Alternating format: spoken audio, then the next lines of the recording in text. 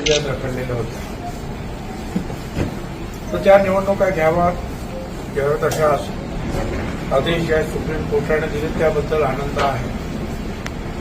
तर त्यापेक्षा आम्हा ओबीसी आणि अटकविमुक्तांना त्यापेक्षा जास्त आनंद या गोष्टीचा आहे की मागे सुप्रीम कोर्टाचे जज खानविलकर साहेब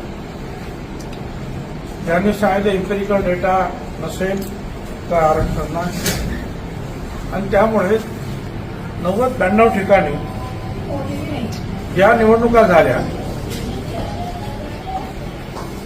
त्या निवडणुकांमध्ये ओबीसींना 0 आरक्षण मिळालं. काही ठिकाणी काही जिल्ह्यामध्ये 5%, 7% वाटेल ते याच्यामध्ये बसून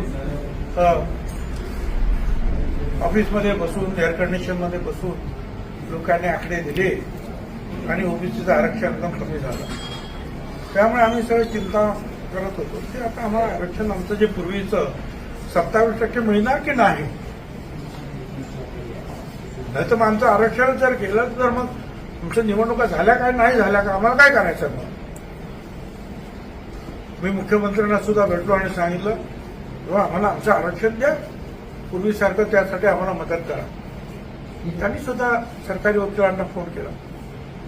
परंतु महात्मा फुले समता परिषदेच्या वतीनं आम्ही मागेच आता ही 2री की 3री तारीख आहे, आम्ही आमच्या समता परिषदेतर्फे सुप्रीम कोर्टामध्ये वकील उभे केले.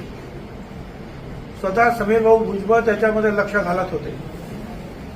कालपासून समीर भाऊ भुजबळ, महेश झगडे, ससाणे ही सगळी मंडळी दिल्लीमध्ये जाऊन बसली होती.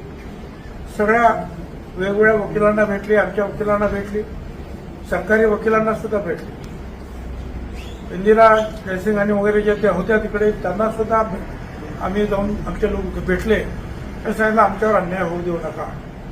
आणि सगळ्यांनी आज आनंदाची गोष्ट म्हणजे ह्या सगळ्या इतर सर्व वकिलांनी आमची बाजू लावून धरली आणि मग सुप्रीम कोर्टाने निर्णय दिला की ठीक आहे, ह्या रखडलेल्या निवडणुका 4 महिन्यामध्ये घ्या, परंतु ओबीसी आणि भटक्या मुक्तांना पूर्वीसारखं म्हणजे भाटिया कमिशनच्या अगोदर 2022 मध्ये जे आरक्षण होतं त्याप्रमाणे ते आरक्षण द्या असा आदेश हा सुप्रीम कोर्टाने दिला. त्यामुळे आम्हाला आमचा आनंद द्विगुणित आहे. एक तर निवडणुका होणार,